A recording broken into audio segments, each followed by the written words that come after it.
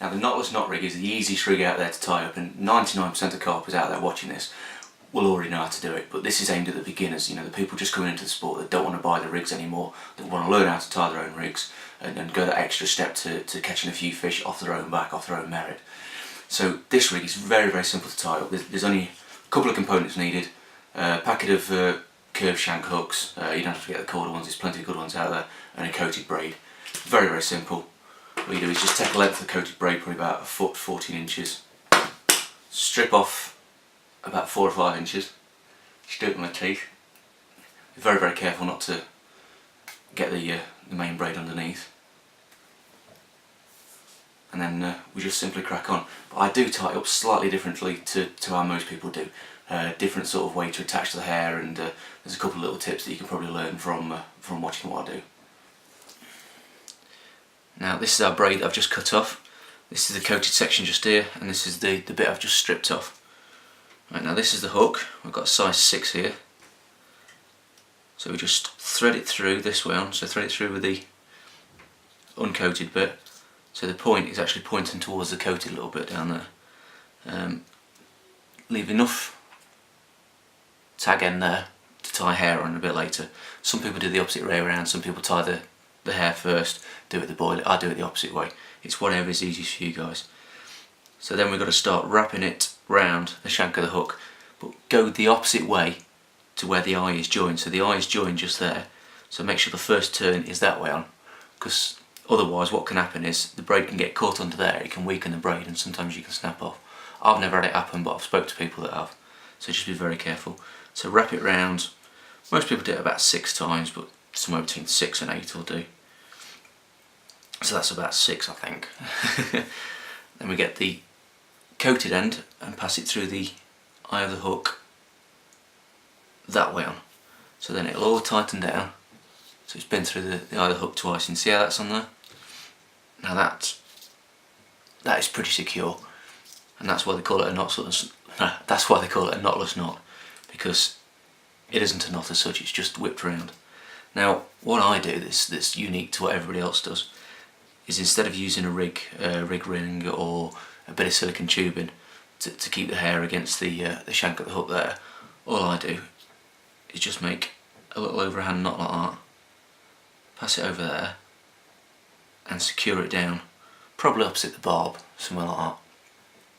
And then this is the bit that I do backwards to everybody else, because some people make the loop first and then and put the boilie on and then tie the hook on later. I do it the other way around. So what I tend to do is get a boilie, so I've got the rough size, slightly overestimate it because the knot's going to take a little bit of the braid out, and then double it back on there. Always check it again first, and that still looks about right, probably slightly more. And then just, like I said, it can be a bit fiddly. Just tie the loop. And there we go. You've got to have a little bit of patience with these things. Now I'm just going to put it with my teeth. Just get a boiling eel just to make sure it's all pulled up tight. And snip off the tag end. There you go. Now get your boilie and thread it on. And just a simple case of finding a hair stop, if I can find one. Just bear with me just a second. And thread the hair stop on and sorted. That's our finished rig. You know, and the beauty of doing it this way with a half-hitch knot, you can just wrap it around if you feel it's too long. Just shorten it down, ease that up, and there you go. So, as you can see, there's your finished rig. So that's nice and flexible, it's on a hair, so it's got plenty of movement. There's still a bit of stripped back braid on this bit here, and then you've got your stiffer braid, and what that'll do, that'll help kick the rig out a little bit when it lands on the bottom. But you'll still have a degree of flexibility for him to suck it up. Now, there's 2 ways you can attach this to your lead core. You can either just tie it straight onto the ring in your, I don't know, whatever system you're using, or you can do a loop. I tend to favour a loop because then you can change rigs quite easily. But I do the loop slightly differently to how I do the hair loop. And this one is a figure of 8, so I'll just double it back, the same as what I've done before. Make a loop like that, but this is the different bit. You've got to see this bit. You've got to twist the loop like that, and then thread it through. Always moisten it with your mouth, and then pull it all tight.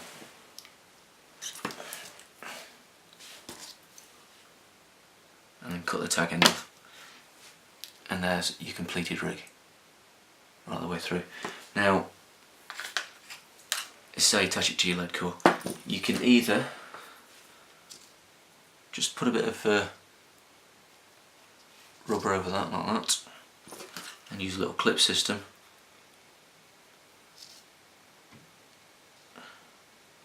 This is the fiddly bit. Use a little clip to clip it on, and thread the rubber back over. Like that, so it's all clipped on. There's your lead clip, there's your lead, and that's all ready to go out. Or, the other way of doing it is just take it off the clip, take the clip off completely. It's easier said than done. Take that little bit off.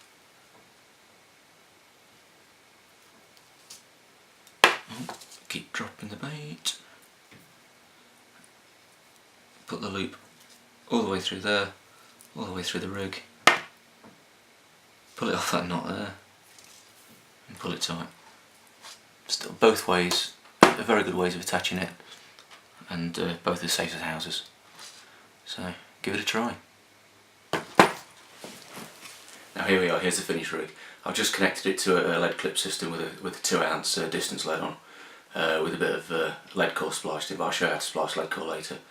And it's a simple and effective rig. This is the sort of rig I tie up when I just turn up to the bank. I find a few fish very quickly, and I've got no other rigs ready, because you can knock it up in seconds. No need for boiling a kettle or anything like that. You can get on the fish straight away, and it is a very simple and very effective rig. The reason I tie the hair up the way I do it might seem fiddly, because I know a lot of people kind of tie the hair first, put the boilie on, and then tie the hook on. But the simple fact is, sometimes I tend to pre-tie rigs up. Probably not this one, but certainly anything to do with shrink tubing. I pre-tie the rigs, and I leave the hair, and I leave the loop, so I can control the length of the rig and length of the hair to the situation I'm going to be fishing in. It's a bit fiddly, but it pays me to do it. It's just a habit I've got into, and it certainly works for me. So give it a try. It's a fantastic rig for fishing over gravel, silt, but not particularly well suited for weed. So if you've got a clear area out in the lake, give the Knotless knot rig a try.